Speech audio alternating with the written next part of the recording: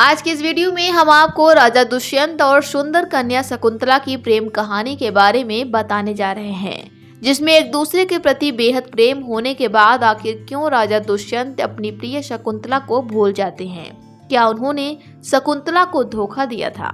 इन सभी सवालों के जवाब हम जानेंगे आज की इस वीडियो में। लेकिन इससे पहले कि वीडियो में आगे बढ़े, यदि अभी तक आपने हमारे चैनल हरिहर टेल्स को सब्सक्राइब नहीं किया है तो कृपया चैनल को सब्सक्राइब कर लें और पास में बने बेल आइकन बटन को जरूर दबाएं, ताकि हमारे चैनल की लेटेस्ट अपडेट आप तक सबसे पहले पहुंच जाए। राजा दुष्यंत एक बहादुर और तेज दिमाग वाले राजा थे, जिन्होंने प्राचीन भारत में एक राज्य पर शासन किया था। एक बार जंगल में शिकार खेलते समय उन्हें कण्व नामक एक महान ऋषि का आश्रम मिला। कण्व तीर्थ यात्रा पर थे और राजा दुष्यंत ने उन्हें पुकारा तो शकुंतला नाम की एक सुंदर कन्या उनका स्वागत करने के लिए निकली। शकुंतला ने राजा दुष्यंत से कहा कि ऋषि यात्रा पर गए हैं और वह उनकी पुत्री हैं। राजा दुष्यंत को यह जानकर आश्चर्य हुआ कि ऋषि कण्व ब्रह्मचारी थे और इसलिए शकुंतला उनकी बेटी कैसे हो सकती है।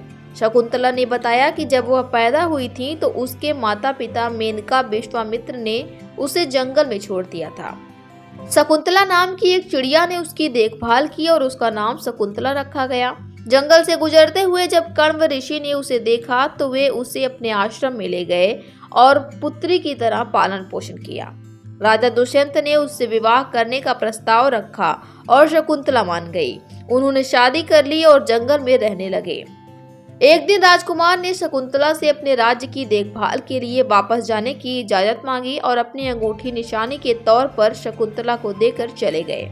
एक दिन दुर्वासा नाम के एक ऋषि शकुंतला के आश्रम में आए, पर वह राजा दुष्यंत के बारे में सोचने में इतने व्यस्त थी कि उन्हें उचित सम्मान न दे सके। दुर्वासा ने क्रोधित होकर शकुंतला को श्राप दिया कि वह जिसके भी बारे में सोच रही हैं, वह उसे भूल जाएगा। शकुंतला की आंखों में आंसू आ गए और वह ऋषि से माफी मांगने लगी, जिससे ऋषि का दिल पिघल गया और उन्होंने उपाय में प्रेम की निशानी बताने पर याददाश्त वापस आने का आशीर्वाद दिया।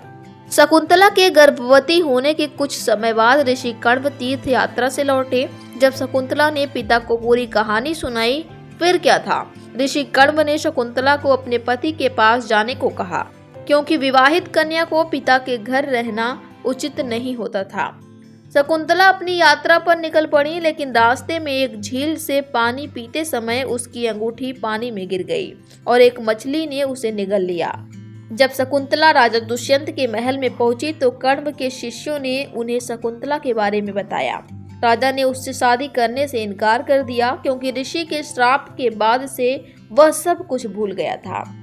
इस अपमान के कारण आकाश में बिजली कौंध गई। शकुंतला की मां मेनका उसे अपने साथ ले गई। वहीं राज्य के एक मछुआरे के जाल में मछली फंसी, जिसके पेट से वो अंगूठी निकली। मछुआरे ने राजा दुष्यंत को वह वस्तु भेंट की, जिसे पाकर राजा को शकुंतला के बारे में सब कुछ याद आ गया।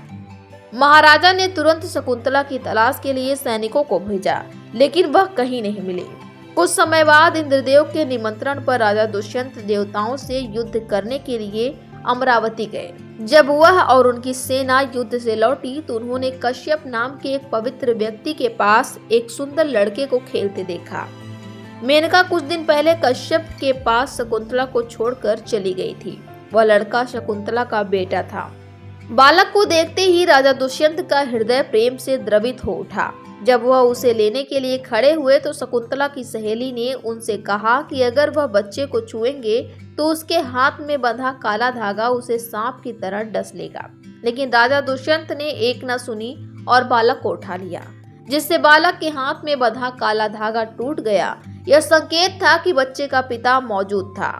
जब शकुंतला की सहेली ने सारी कहानी शकुंतला को बताई तो वह दौड़ती हुई राजा दुष्यंत के पास आई।